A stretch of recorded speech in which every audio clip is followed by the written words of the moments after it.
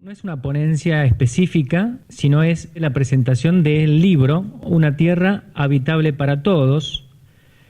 Es una obra que tiene como recopilador la iniciativa y quien nos convocó para realizarlo fue Monseñor Jorge Lugones, el obispo de la diócesis de Lomas de Zamora, donde trabajo. Este libro sale como iniciativa también de la Conferencia Episcopal Argentina, especialmente de la Pastoral Social, como un interés de actualizar un antecedente, es decir, la Conferencia Episcopal ya en el año 2006 había previamente editado un libro que se titulaba Una tierra para todos, ¿sí? Y era en ese momento, ese libro cuando dio a luz, estaba fundamentalmente, de hecho se puede todavía adquirir, centrado en la problemática de la territorialidad y de la propiedad de la tierra, especialmente como estaba hecho mano a mano con la pastoral aborigen en lo que respecta a las comunidades aborígenes de nuestro país. En ese sentido, este libro es una actualización, pero no solamente una actualización del tema, sino que lo hemos expandido. De alguna manera, le hemos dado un enfoque mucho más integral. A tal punto, bueno, que como tal el libro tiene el aporte de numerosos especialistas. Es una aproximación multidisciplinaria.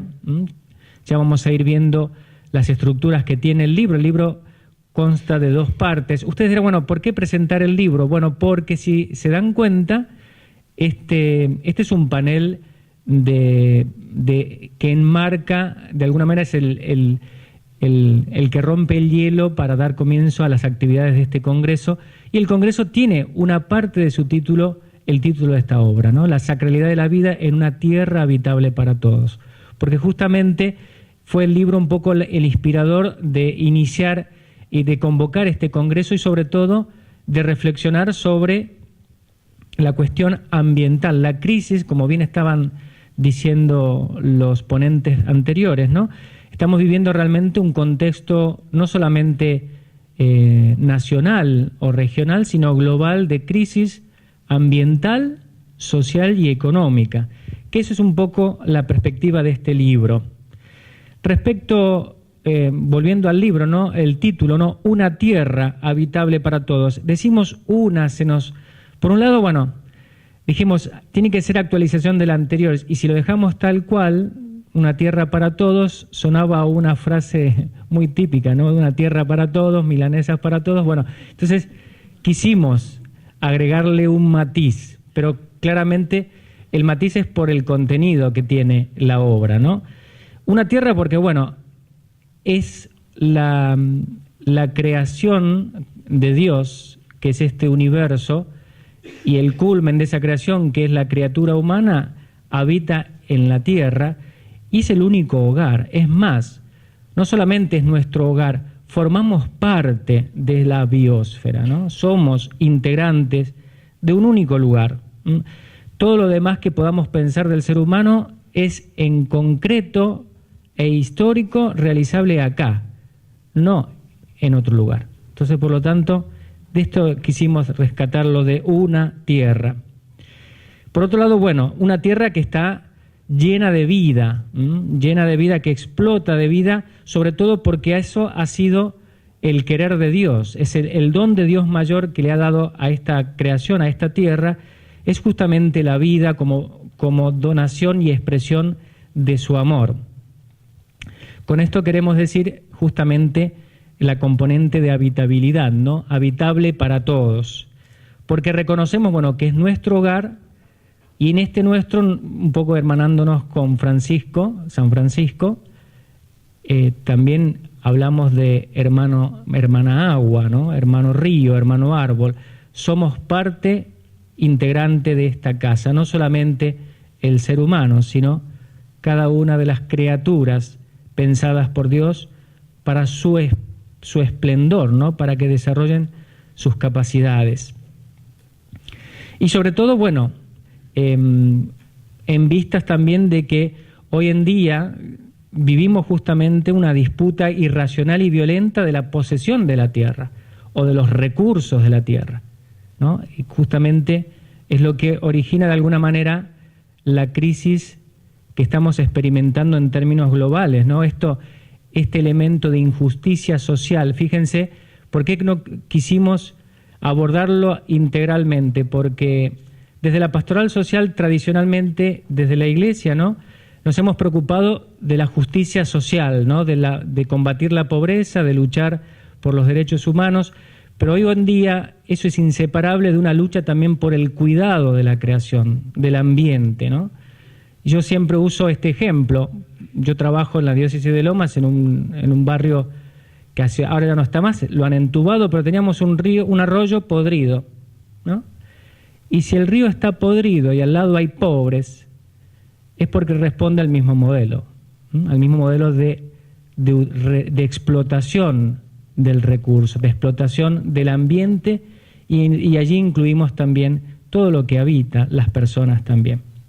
Y el para todos es por la finalidad, ¿no? La habitabilidad es por parte también del proyecto pensado por Dios para todas las personas, ¿no? No solo las actuales, sino las que están por venir. A veces creo que hemos perdido un poquito esa mirada. Vamos a avanzar un poquito en la estructura del libro. Yo les decía, tiene dos partes, ¿sí? La primera parte es una reflexión bíblica, teológica, patrística y magisterial. Esto es, con el padre Lucio, aquí el padre Lucio Florio colaboró un montón junto también con Monseñor Jorge Vázquez en la parte patrística, y en la parte magisterial hemos trabajado y hemos logrado hacer, justamente, partimos desde los textos bíblicos, especialmente aquellos vinculados con la acción creadora de Dios, el Génesis, otros libros sapienciales del Antiguo Testamento, y hemos tratado de darle una nueva relectura en clave ecológica. También, bueno, tiene elementos de la teología de los primeros padres de la Iglesia. La patrología o los primeros padres de la Iglesia son estos grandes santos de los primeros siglos de la era cristiana que de alguna manera marcaron mucho de la tradición y del trabajo o de la reflexión teológica posterior dentro de la Iglesia.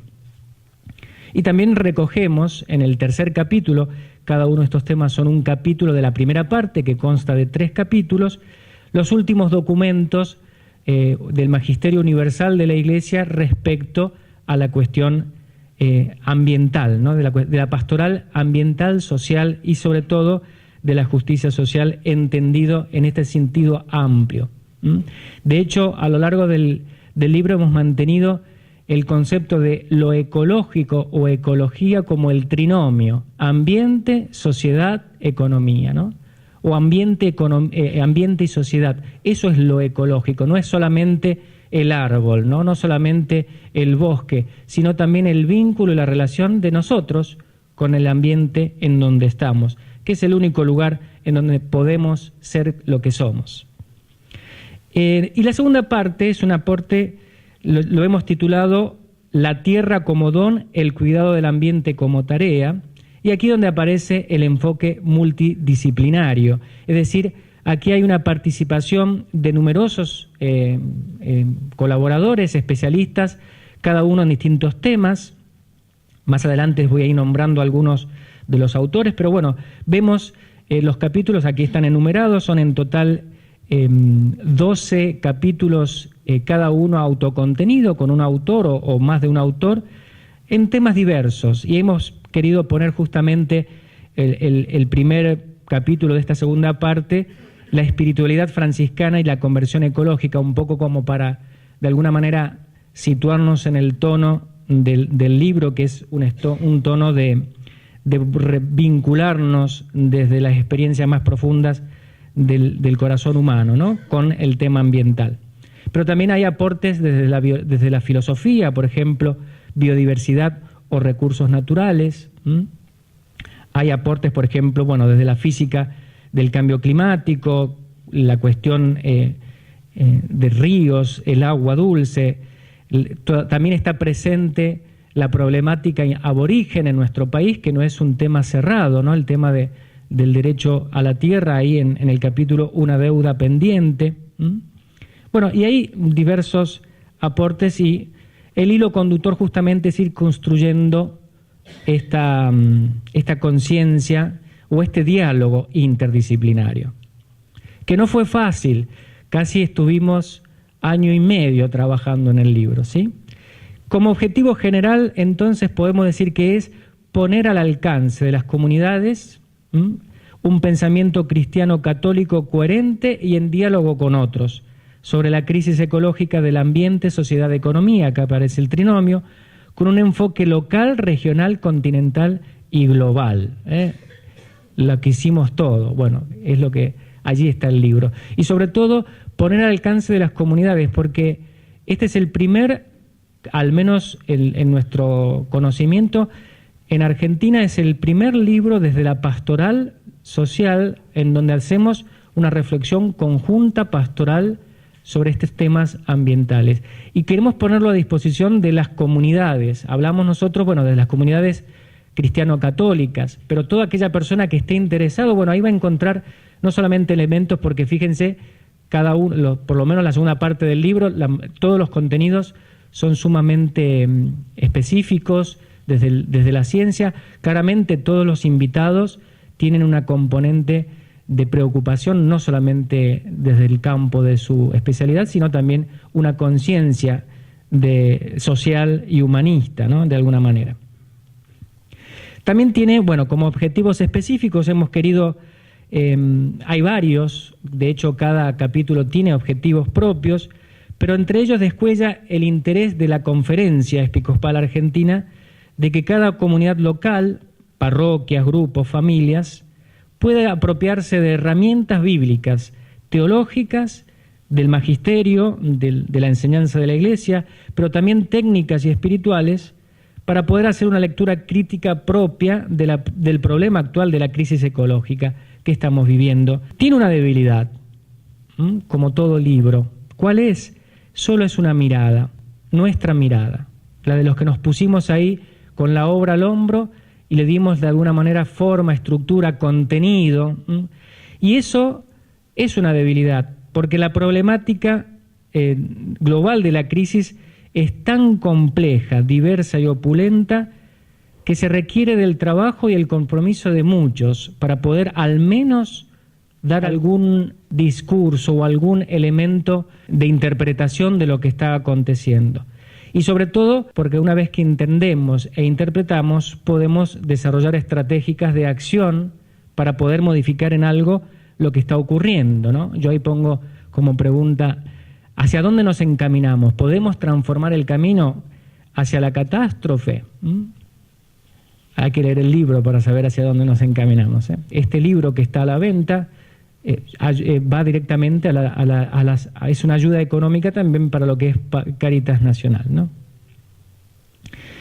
Como pretexto del libro, aunque no tengamos la última palabra, es importante poner a circular estos temas entre nosotros y que sean incorporados en la agenda pastoral de nuestras iglesias, pero también de los grupos, de la política, en la agenda política de nuestra sociedad. Y creemos que el libro es un aporte de hacerlo de abajo hacia arriba. Por la forma que tiene el libro, ya lo iremos viendo, va a ser un libro o es un libro para trabajar en grupo. Apunta a grupos de reflexión, del estilo, lo que llamamos nosotros lectio divina, ¿no? Hacer una lectura del libro para iluminar las realidades locales y poder interpretarlas. Bueno, como la primera parte les decía, se llama la primera parte Creación y Cuidado del Ambiente. Un primer capítulo, La Tierra Creada, que es la parte bíblica. Un segundo capítulo, La Tierra como Don y Propiedad. Solamente 5 minutos. No es nada. Bueno, vamos a avanzar rápidamente, ¿no? El libro ofrece, una de las cosas que quiero decir es esto, ¿no? Tiene un lenguaje pedagógico y de fácil digestión, me gustó ponerle eso. O sea, porque a veces los teólogos o los curas tenemos la mala fama, con razón, de que le escribimos libros que son ladrillos, que no los lee nadie. Bueno, este libro creo que ha logrado ser bastante pedagógico, ¿no? Y ofrece como cuadros o pistas ecológicas que sintetizan de alguna manera lo que se aborda, al menos en los capítulos que refieren a la interpretación bíblica en clave ecológica, ¿no? Y aquí, por ejemplo, les pongo algunos de los... ¿qué enseña el Génesis sobre la creación? Bueno, ahí hay un punteo de síntesis. Bueno, para el que se perdió en el capítulo, bueno, lee ahí y ahí está de alguna manera la síntesis. Ofrece también, por ejemplo, se aborda brevemente, esto para que se den cuenta, ¿no? Se aborda el tema del Big Bang, ¿no? ¿Corresponde asociar el Big Bang, esta teoría de la evolución y del origen del universo? ¿Corresponde, sí o no, hacerlo y vincularlo directamente con los relatos del Génesis?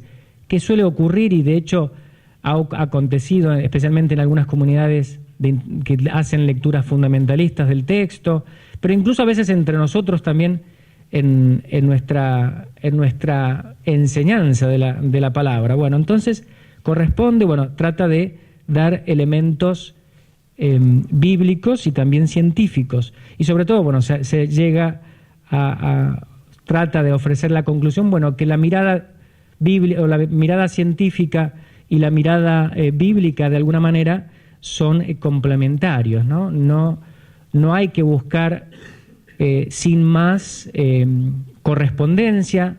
Dios no está puesto allí como motor primero, causa física del acontecimiento del universo, pero sí Dios y la creación, la fe en la creación nos provee de un marco de interpretación desde las razones. Bueno, ¿cuál es la razón de ser de este universo? El por qué es como es y no de otra manera. Bueno, ahí sí entra de alguna manera el dato bíblico, no tanto en los procesos de cómo aconteció ese evento.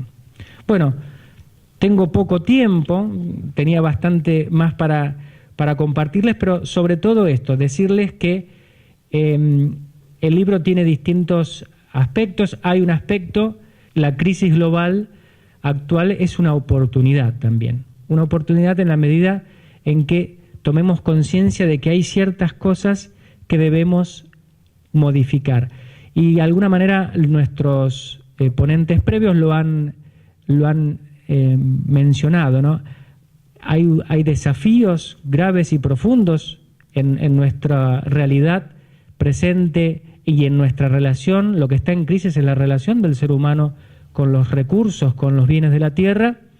Y claramente hay que repensar, están escrito en el libro, en el capítulo de crisis y oportunidad, los grandes desafíos tenemos. Uno es desandar la lógica económica, esta economía de crecimiento infinito, porque supone mágicamente recursos infinitos, o peor todavía, que la ciencia y la tecnología mágicamente resolverán los problemas actuales que generamos en este modelo, sobre todo porque descansa en un contexto de deseo infinito, ¿no? Creemos que el gran desafío es un desafío espiritual en última instancia, ¿no? Es el ser humano el que tiene hambre de infinitud. Y esa hambre de infinitud, cuando solo se persigue materialmente, corremos el riesgo de que la tierra con sus recursos no alcancen para satisfacerlo. Porque claramente tenemos un dinamismo interior que nos abre a lo trascendente, a lo que no tiene límites. Bueno, ¿cómo conjugar? Y hay que desandar este paradigma que nos han enseñado y metido de que tenemos que tenerlo todo y a costa de quien sea. Y para eso necesitamos trabajar en cambios profundos de la lógica social, que hoy en día descansa en esto que se decía recién, en el consumismo exacerbado, en el deterioro del compromiso social, en una vida demasiado individualista, ¿no? Que claramente es consumista, que le hace bien al modelo, pero no hace bien ni a la prosperidad humana, ni a la realización del ser humano, ni al ambiente. Creo que hoy por hoy estamos en este contexto de que, claro, esto que llamamos tradicionalmente el pecado original, que es la ruptura del hombre en relación con el ambiente y con Dios, se traduce como con efectos que perjudican cósmicamente la creación entera. Bueno, y el libro, el último capítulo del libro, yo no sé si estoy avanzando bien, vamos a ir, quiero poner aunque sea los nombres, ahí están los nombres de algunos de los autores de los distintos capítulos.